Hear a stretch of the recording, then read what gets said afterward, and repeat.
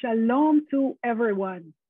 Together with my colleagues, Ayala and David, and the rest of our team at Canadian Friends of Hebrew University, we welcome you to this virtual tour, Jerusalem Through the Eyes of Hebrew University, guided by our esteemed tour guide, Dr. Itay Gat.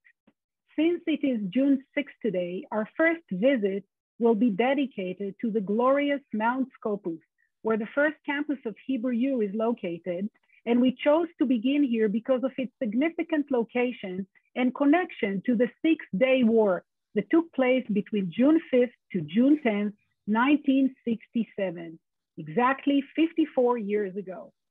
Next month, we are planning on visiting another Hebrew U campus in Jerusalem, the Edmond J. Safra on Givat Ram. Now it is my pleasure to introduce our tour guide, whose bio is really outstanding. Itay graduated from the esteemed Israeli military Talpiyot program, which is located at the heart of Hebrew University at the Edmond Safra campus, which I just mentioned we will virtually visit next month.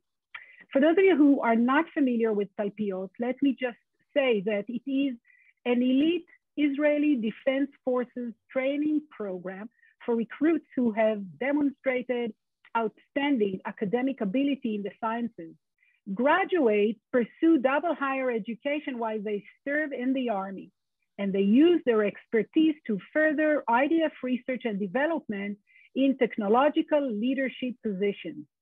After completing his service in the IDF Research and Development Court, Itay received his Ph.D. from the Institute of Computer Sciences at the Hebrew University, focusing on brain sciences. Following his Army service as a proud member of the Startup Nation, he indeed worked in Israeli high tech. And in 2003, he joined MobilEye. Throughout the following 15 years, Itay was privileged to work towards making the advanced driving assistance systems, which you all probably have in your cars today, an everyday reality. And eventually he became senior vice president of the company. In March of 2017, Intel purchased MobilEye for the sum of $15.3 billion US. This was and still is the largest acquisition of an Israeli company to date. Since his early years, Itay cherished another passion, the love for the land of Israel, its scenery, archeology, wildlife, and unique history. In 2018, with a feeling of accomplishment regarding his role in advancing road safety, he felt he could now embark on a new career as a full-time tour guide. In this capacity, he can now fulfill his passion and direct his energy towards conveying his love of the land to Israelis and tourists alike. Itay is married with 3 children. He's a dedicated triathlete and volunteers in several nonprofit organizations. Now, like in any real life tour, if you happen to have a question, please type it in the Q&A box and Itay will look out for your questions. We're all ready, Itay. Take it over. Okay, thank you very much for the introduction. I'll start with a screen sharing that would hopefully bring something that you're all familiar with. And as we are not able to meet on site, I thought of starting nearby to your place and taking you to Israel using Google Earth. This is just one of the technological tools that I'll be using throughout the virtual tour. So thank you for the introduction and stressing my background and connection with the Hebrew U. And it's really a pleasure to take you now to the history of the university. And that's what I'm going to start with. And actually, I wanted also to add something that Israel is coming to the news recently, not on a much happy notification. Still, I think that what we're going to talk about tonight would give the real atmosphere in Israel as it is these days, and I hope it would be able to connect you with some of the basic ideas of Israel. So again, just please ask whatever question you would like, and I'm starting way up with the big picture and now taking you to Israel. And as you see that we're making our way across the Atlantic, and in a short while we will see the Mediterranean Sea. In its east side, you will see Israel between the Mediterranean and the Dead Sea. And as we will continue to go down, you will see a map of Jerusalem on top of the Judean mountains. Jerusalem that you see now is the largest city in Israel today, both in terms of population and of municipal area. And I'd like to draw your attention to this sort of black rectangular here at the midst of Jerusalem. Less than 1% of the size of Jerusalem. Still, this is where Jerusalem started more than 4,000 years ago. In order to see it more clearly, I'm going to remove this overlay from Google Earth and take you even further back in time towards the time that Jerusalem was built. And what I'm going to stress now is the topography of the city. Jerusalem that you see now, and you see the outline of the wall, is actually between two riverbeds. On the right-hand side, you see the Kidron riverbed from one side, and on the other hand, you see the Hinnom Valley, and the city was always in between those riverbeds and growing up mostly northward because these riverbeds provided protection for the inhabitants of the city. And this is how it used to be till basically the second half of the 19th century. But hold your horses. I would like to talk about the history of Jerusalem and the connection that we see with Mount Scopus. Mount Scopus is the area that now is in the middle of the picture. And this is, as you can see, a mountain ridge that is standing above Jerusalem. It is also, when I rotate the view, you will be able to see that this is the last ridge before the Judean desert, and in the horizon, you're also able to see the Dead Sea. From Mount Scopus, the scenery quickly descends towards the Dead Sea. And no wonder that this mountain got its name, because that was the first point for people coming towards Jerusalem, that they were able to turn their view and see the magnificent old city of Jerusalem. That's why this is the viewing mountain. And in order to show that in somewhat more details, I'm going to show you another tool that I'll be using throughout this view. And this is a very interesting tool developed by a high-tech Israeli company. And I will explain in a second what we see. We see a red marker that is on top of the tower of the Hebrew University on Mount Scopus. And as we are hovering above the Hebrew University, we're able to see in front of us Mount of Olives. And here, where I'm pointing, we see another tower. And in a short while, the view would continue to rotate till we are able to see the old city of Jerusalem, much like anybody coming to Mount Scopus throughout history and having a look towards the old city. This is what we see now in the horizon. Now, the tool is called Simplex, and was developed for the need of architects and city planners, but it turned out that this is quite useful for the ability to view in a three-dimensional manner the old city and also the Hebrew University of Jerusalem. Let me show that to you apart from the hovering, as we are making our way now, jumping towards the old city. We are able to see now Temple Mount with the Dome of the Rock on top of it.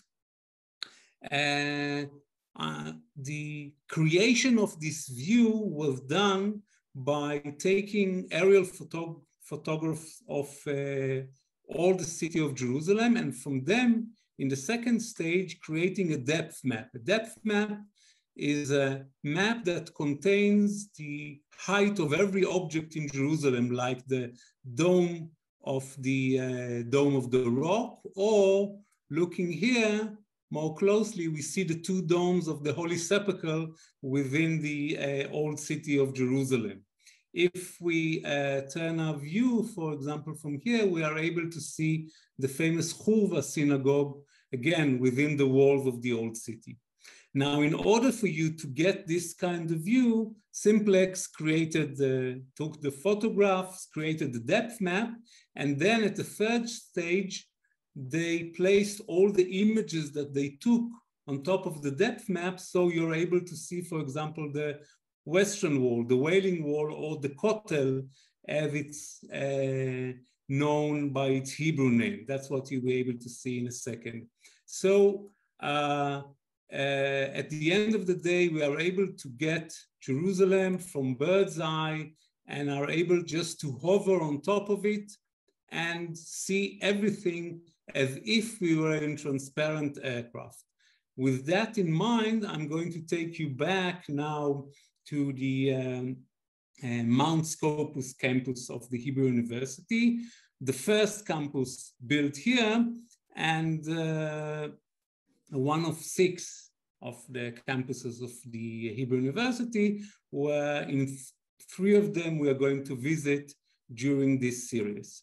Now, in this campus, we see the tower that I'm going to talk a little bit more about later, but I want to say a few more words and tell you one interesting story about the area that we are now hovering above, which are the botanical gardens of the Hebrew University. And the story had to do with this white area that we see in the midst of the botanical garden that tell us something that happened here 2,000 years ago. In order to see that in a more clearer way, let me take you now down towards the ground. And this is what you would have seen standing and this white patch that I've shown you from the air before. This area sort of explains why Mount Scopus was never a neighborhood of Jerusalem, but was just used as a protective layer, or as what you're able to see here, these openings lead to burial tombs that were carved here at the stone. And if you look carefully at the type of stone that you see here, you see that this is soft chalk.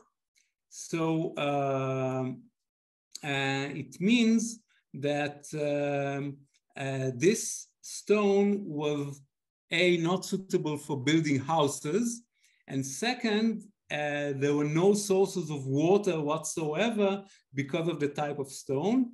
And as I have described before, it was also behind the big riverbed of Jerusalem. Therefore, this was the area where burial tombs were carved starting from ancient time. And this is what was found in this area at the beginning of the 20th century, these entrances. Now, if we look into one of these, we would see the following view. What you see here are sort of opening in the chalk stone that you see here. You're able to see also the carving in the chalk. And you're also able to see the coffins, the burial places that was used 2,000 years ago in Jerusalem by Jews living here. This was at the time that we call also the Second Temple time, meaning the time that there was a Jewish temple on Temple Mount, and Jews from all over the world were coming here. The type of burial that we see at the time was not in coffins that were sort of full body size, but the burial at those time included two stages. In the first one, the body was left on some shelves, and then only the bones were collected, and these kind of coffins are the size of the largest bone in the body, the femur. And it's easy to see that these are coffins. They're actually called asheries or gluskema in Aramaic and Hebrew, but let's just use the term coffin. These small coffins are marked with symbols that do not include any animals or humans written on them, because that's how Jews at the time 2,000 years ago asked to use their art. And there's an interesting story that I'm going to tell you about that is tightly connected with this cave and sort of exemplify the life of Jews in Jerusalem 2,000 years ago. The story is actually sort of a legend that is coming from the Talmud, from the Hebrew writings, and it's talking about Nicanor.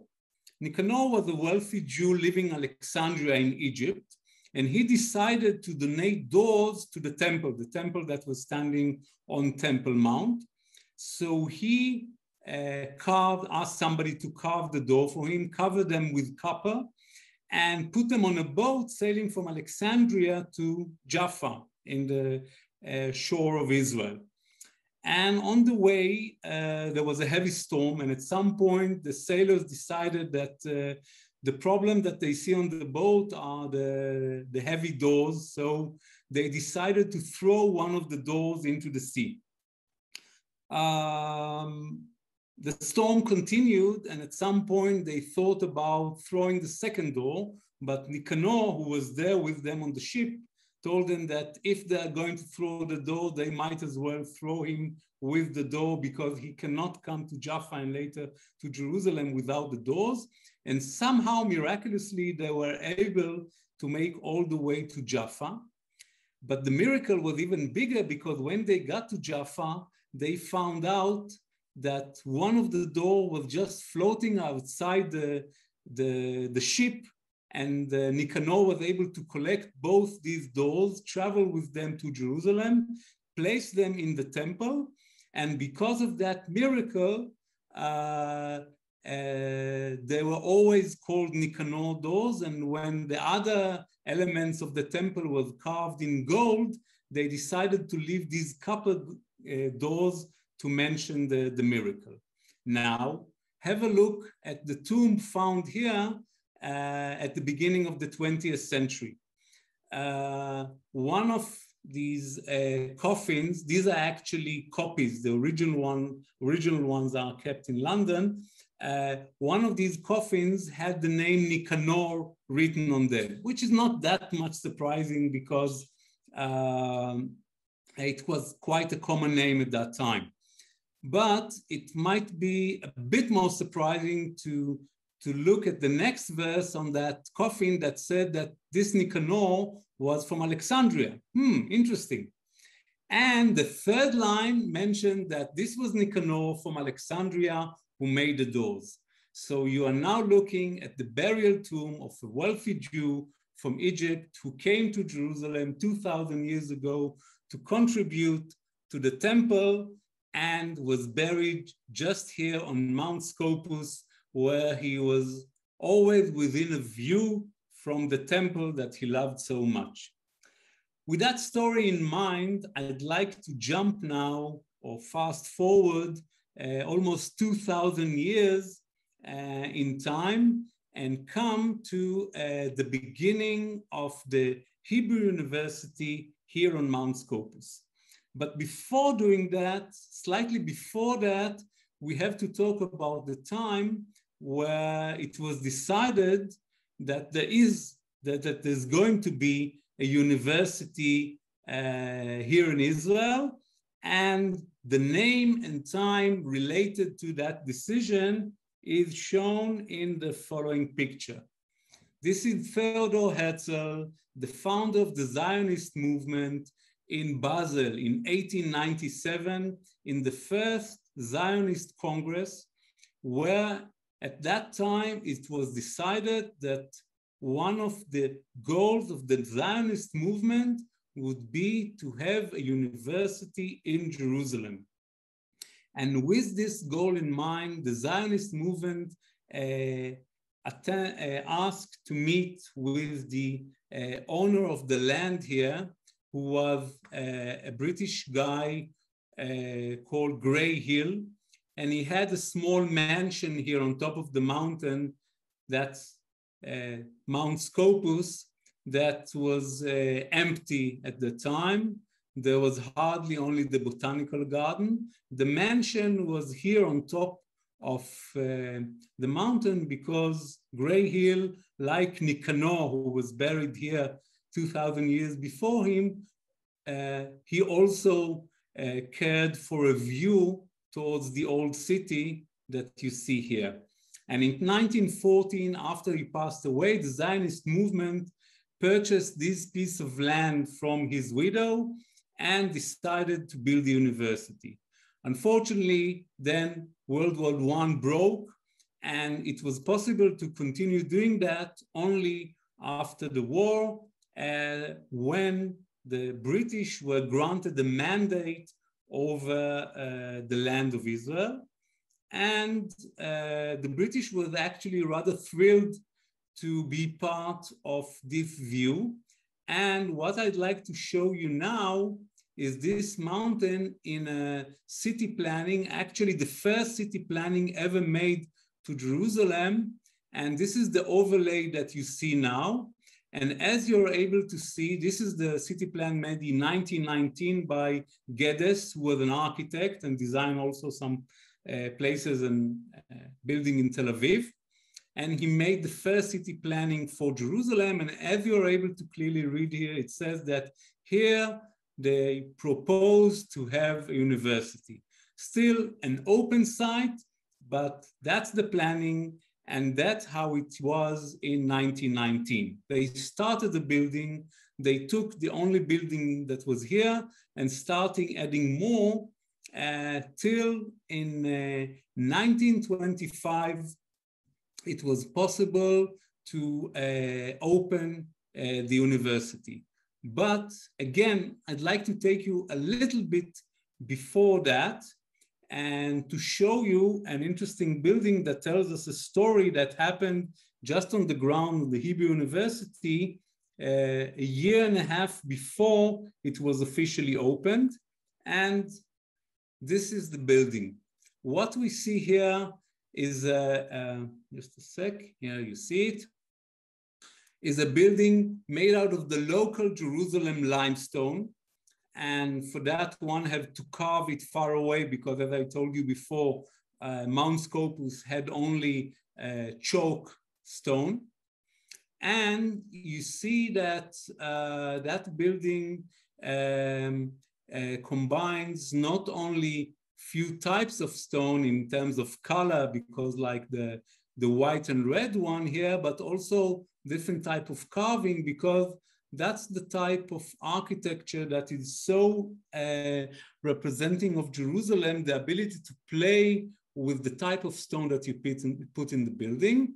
And let's not drag our horses too much and say that this building is called after Albert Einstein because he, at 1923, came to the university, and just a few years after he published his amazing papers on relativity, he made a lecture here in the Hebrew University about relativity. And just after that talk, one of the Zionist leaders at the time made an interesting comparison that take also the historical background. He said that like Solomon, King Solomon, 3,000 years before our time, who built the first temple on Temple Mount, and from that temple, the wisdom and knowledge spread all around the world, we would like to found a university here that, like the saying of Albert Einstein here and others, would spread knowledge all over the world. And this building was not the building in which Albert Einstein made his talk at 1923, because this building was erected 6 years after that, but it still carry out his name. That's what's written here in Hebrew, the institute called after Einstein for mathematics. And in order to symbolize it here, the founders of the building drew the Pythagoras proof for a square plus b square equals c square for triangles. They made it visible for anybody entering this building to see it with his own eyes.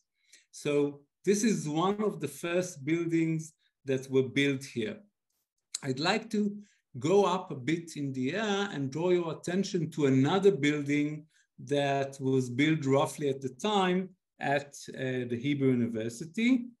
And that would allow me also to show you where we were before. So the Einstein Institute for Mathematics is here. And that's the tower of the university. That could be sort of our anchor point. And I'm taking you now a short distance to another fascinating building that was erected roughly at that time. And this is where the marker would shortly show you a small dome that is somewhat similar to the larger domes that we are familiar with in Jerusalem. And this is today the law faculty. But at those times, meaning at the early 30s, this was built as the National Library. This whole building that we see in front of us. It was named initially after David Wolfson, who was the leader of the Zionist movement following the death of Theodor Herzl. And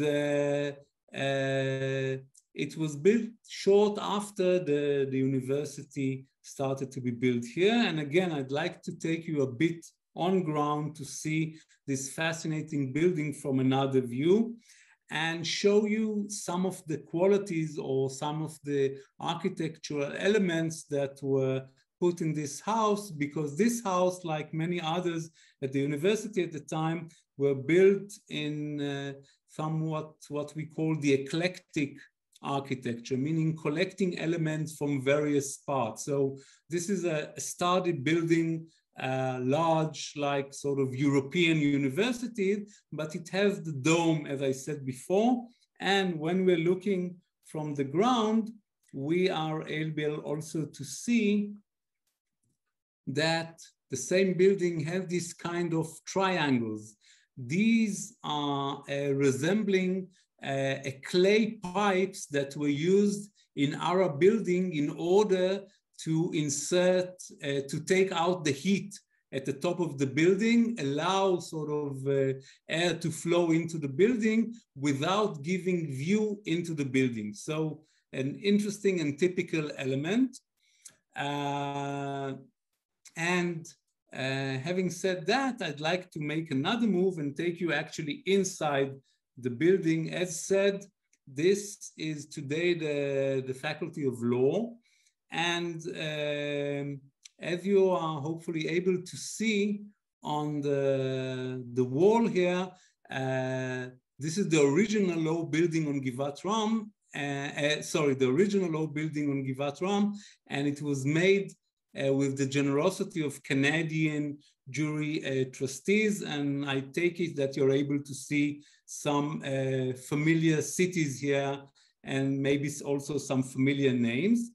If we turn our view here, we're able to see the bust of Theodor Herzl to remind us of the view of the vision that he had of that university that is embedded within the university today.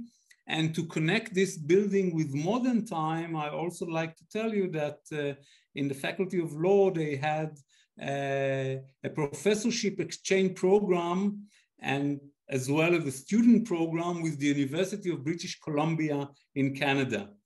And just to strengthen the bond between a Canadian donation and the Hebrew University, I'd like also to mention that while there are over 2,000 international students from more than 80 countries, there are very special programs for Canadian students, and we'll talk about it in a short while.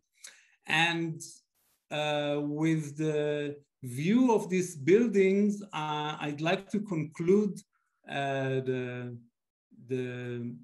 notion of the first years of the Hebrew University and tell you that although it was a very young university for the time, built at the mid-20s, almost from the beginning, they had some remarkable names at the board of governors. And I'm talking about Martin Buber, the philosopher, Sigmund Freud, and of course, Albert Einstein that we mentioned before.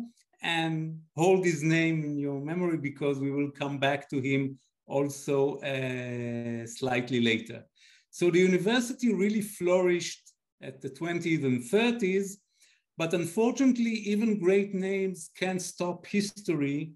And in 1948, the university and the nearby Hadassah Hospital, that is just a few footsteps down below the mountain, and I'm currently pointing at it, were in the midst of a big tragedy, where at the beginning of Israel Independence War in April 1948, happened what we call the Hadassah Medical Convoy Massacre, where 78 doctors, nurses, students, patients who were traveling from Jerusalem, from the city of Jerusalem. And again, I'd like to show you the map of Jerusalem, where the city was developed more in the western side. There was a convoy going from the western side to Mount Scopus here on the hill to get to the hospital. And here in the middle, at Sheikh Jarrah neighborhood, the buses were caught by fire and bombing and landmine, and 78 people were killed that day.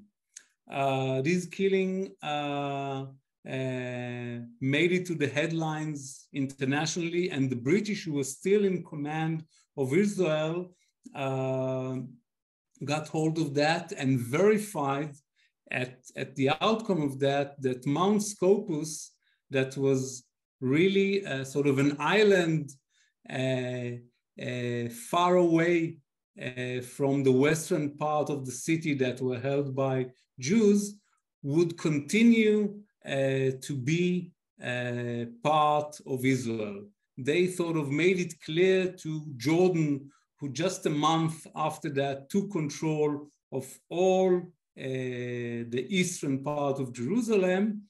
And after 1948 war, there was the situation that Jerusalem was divided between Jordan and Israel. Let me show you the split city now. But as you're able to see, Mount Scopus was kept as sort of an exclave, meaning a part that territorially belonged to Israel, but is surrounded completely by a different country, in that case, Jerusalem. So on one hand, it was a terrible massacre, and we have several memorial places to keep that in mind. Still, the outcome of that massacre was probably the fact that Mount Scopus, between 1948 and 1967, remained within Israel and was part of the Hebrew University and the Hadassah Medical School. But as you can imagine, it was hardly possible for anybody to continue studying in this place, and therefore the mountain was mostly deserted. And it was only allowed to have sort of a police force. the Israelis were actually sort of sending soldiers in disguise of police officers, and actually the Jordanians knew that in the convoy that was coming every 2 weeks from Jerusalem, from the main city to Mount Scopus, it was actually soldiers, but this was how situation continued to be throughout these 19 years. And I want to show you just 2 pictures sort of symbolizing this time in the life of the Hebrew University on Mount Scopus. And one of them is these soldiers who were disguised as police officers, that they found something in the biological laboratory, this skeleton, and sort of took photograph with them. And the other thing is that the magnificent building that I showed you before served as a national library. So it happened that many of the books of the Hebrew University were kept there. And what we see here are United Nations officers that are packing books and writing them carefully to verify that they can be moved on to the other campuses of the Hebrew University in Jerusalem. That's actually what we are going to talk about in our next talk about the Safra campus and how it was built for. But for our purpose at the moment, let's just keep in mind that books were still here on Mount Scopus and had to be packed and taken down to other areas of Jerusalem. And even 54 years ago, that's the date where Israel got hold of Mount Scopus in the Six-Day War, there were still books at the National Library, at the Wolfson building today, the Faculty of Law.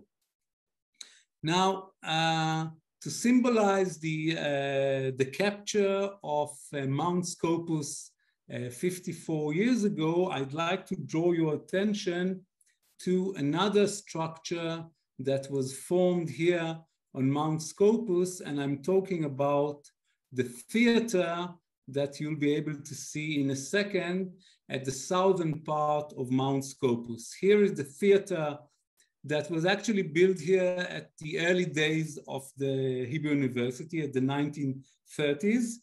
And again, let's have a look at the same place from a closer look. Here you see the stage of the theater with the magnificent view of Judean desert, and at the horizon, it's actually Jordan. And on the other side, you see here the seats of the museum, of the theater. And to give you again a bit of orientation, this is the tower of the Hebrew University. This theater, interestingly enough, was the first time that the architect who built it built a theater. So in order to check that it was serving its purpose mostly from auditory needs, the architect went to another theater in Jordan to check how theaters should be built in order for everybody to be able to hear properly what is being said on that stage. And he took with him a gramophone at that time, at the early 30s, and asked his wife to play it in the middle, and went all around these places to verify that at each point he's able to hear clearly the sound that this gramophone was making. So even though this place is on the verge of the desert and there's wind most days, it is possible to hear what somebody is saying on the stage when he's speaking loud enough. And the reason that I took you to the theater, because at June 1967, just 2 weeks after the end of the Six-Day War, if you were standing here at the theater, this is what you are able to see. I take it that you're able to see that part of the theater that is pointing for the Judean desert. And you see here the chief of staff General Yitzhak Rabin, the commander of the Israeli army of the Six-Day War, talking as he received a doctoral degree for honors from the Hebrew University, and he received that by the name of all the soldier and officer who fought at that war and freed Mount Scopus. Having said that, I'd like to take you now to the third period at the time of the university. We started with the old history of the place. We continued with the time of building the university, and till it was left in 1948 and became a military post. But starting from 1967, the university was rebuilt again, and I'll use the Simplex tool to show you how the place looks today.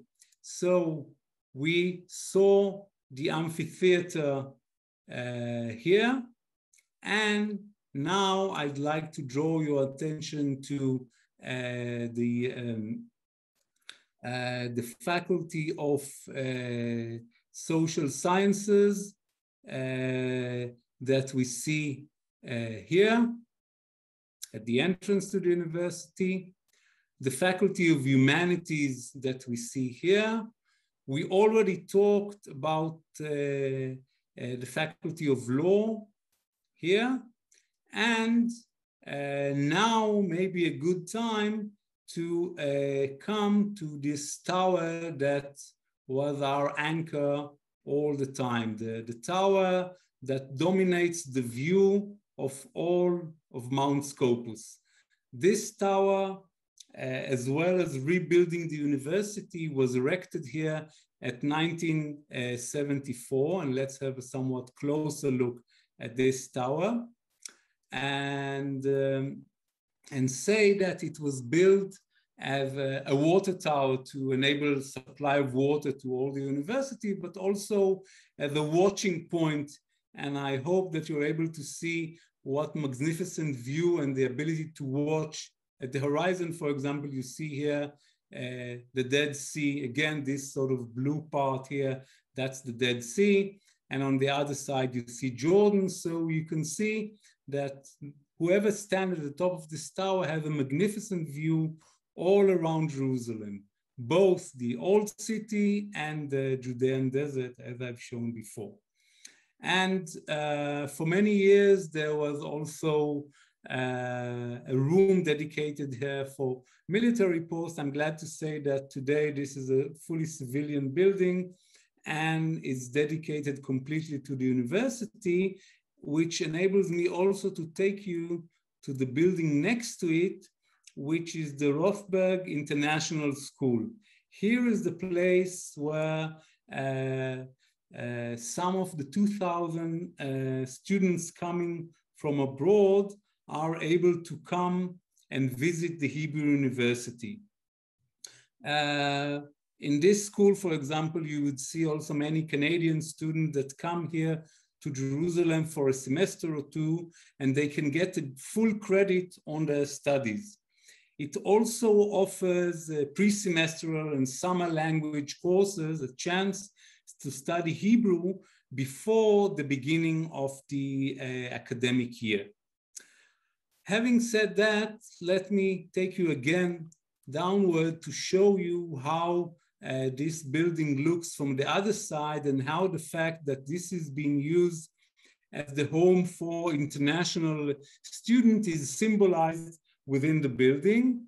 And this is the yard of the building that we just saw from above. Again, the tower of the Hebrew University looms around above us, as we are able to see it almost from anywhere in the campus. And here you see the sort of symbol of the international school, showing the globe as at the shape of a pomegranate, connecting it to one of the ancient symbols of Israel, and stating that everybody who wants to come here and study is able to do that, and that's the place to start your studies. I'd like to come to the sort of final remarks that I have about the new and revised university. And I'd like to take you now inside university to two interesting places. One is what we call the Innovators Way within the university. This is sort of one of the corridors of the humanities faculty that is dedicated to innovators who came from within the Hebrew University to make our life different and much better. There are many important professors and doctors here on this way, and I'd like to draw your attention to one of them, and I would enlarge the picture that you're able to see here of somebody whom I know personally because I had the chance to work with him in MobilEye, and that's Professor Amnon Shashua that you'll see in a second. And the reason that he was selected to be here on this Innovators Way is because he was the founder of MobilEye, a company established more than 20 years ago in order to save lives by installing a smart camera within every vehicle that is able to stop the vehicle before an accident happened and alert the driver to many dangerous things happening on the road. We would probably be able to talk more about that and the technology in our next visit to the Safra campus. And having said that, I'd like to take you now to our last point for today, which will be, which will be the wall that is dedicated within the university, just at the entrance, to Nobel Prize winners. Actually, it says here awards because they are sort of equivalent prizes that were granted to graduates of the Hebrew University. And I'd like to focus on one of them. This is Professor Elon Lindenstrauss, who was actually at the same program as I was in the army, Talpiyot, and now a famous mathematician. And as you may know, there's no Nobel Prize for mathematician, therefore he was awarded the Fields Medal, that is the equivalent prize for mathematicians. And of course, the most notable face that you see here among the Nobel Prize winners that attended the Hebrew University or were related to here is Albert Einstein. And my last comment is that Albert Einstein, beyond being at the board of governors of the Hebrew University, was also generous enough to include the Hebrew University in his will, and he donated all of his writing and correspondence to the Hebrew University.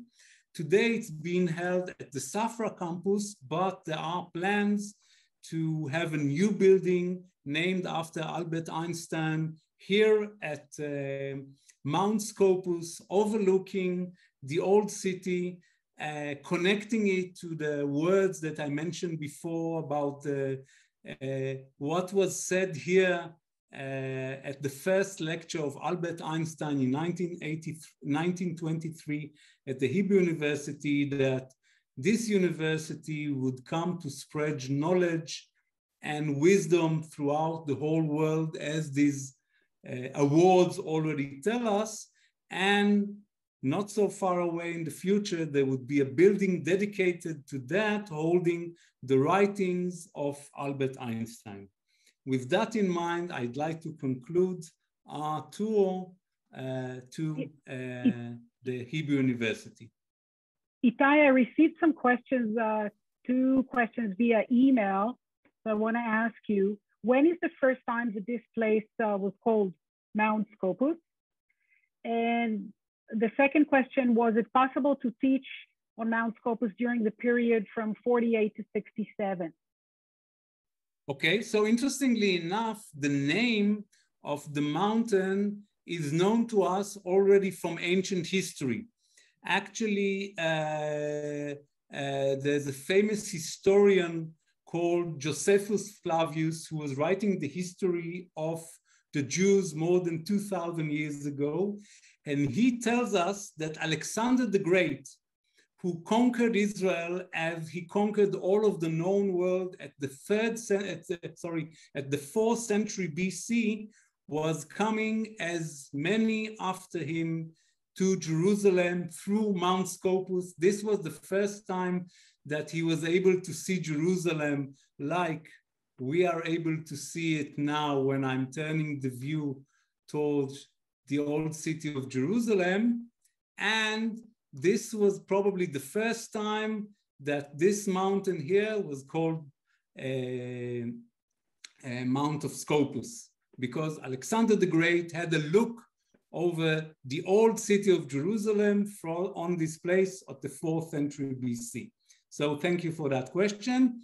The other thing is that unfortunately it was not possible to hold any proper education at Mount Scopus at the time between 1948 and 1967. The place was being held by police officers who were actually, most of them were soldiers protecting this place in case that the Jordanians would try to invade this exclave, this extraterritorial segment of Israel. And actually next time, that's connects well to our next talk. And next time we're going to talk also about what happened in Jerusalem during those years between 1948 and 1967, and how the university was able to continue teaching new minds, even though Mount Scopus was not suitable for teaching. I just got another question. What happened in this location during the Six-Day War? Were there any fights held here? Okay, very interesting, because as I was saying, between 1948 and 1967, Israelis were trying to fortify this place. Again, sending soldiers and sending with them ammunition. Actually, I have an interesting family story about my uncle who was at the paratroopers at the time. And I'd like to show you that here on the map. He told me that at the time, in order to carry ammunition and further weapons into the mountain, it was not possible to do that using the convoy. So somewhere here, the north part of Jerusalem, they were sort of crawling at nighttime, probably using this riverbed that you see here, and they made their way all the way to Mount Scopus, bringing ammunition and some supply with them. And the night after that were making their way back, crawling towards Jerusalem. So between 1948 and 1967, Israel was trying to protect this place. However, at the Six-Day War, there was not a shot being heard here at Mount Scopus. Israel paid a dear price trying to capture this area that I'm now showing you. That's called Ammunition Hill. But when they captured this hill over here, the road to Mount Scopus, exactly 54 years ago to the date, was open to them. And the Ministry of Defense, Moshe Dayan, was able to come to Mount Scopus, and from here he was able to see the old city and decide that Israel would take hold also over the old city. So Mount Scopus was surprisingly peaceful at the Six-Day War. Itay, thank you so much for sharing with us your vast knowledge. It's quite cool how you took us from West Coast, East Coast, all through using technology for a virtual visit to Mount Scopus, and gave us a real feel on the ground there. I want to thank all our wonderful audience, and we hope to see you all next month when we do our next visit through the eyes of Hebrew University. Thank you all and enjoy the rest of your day.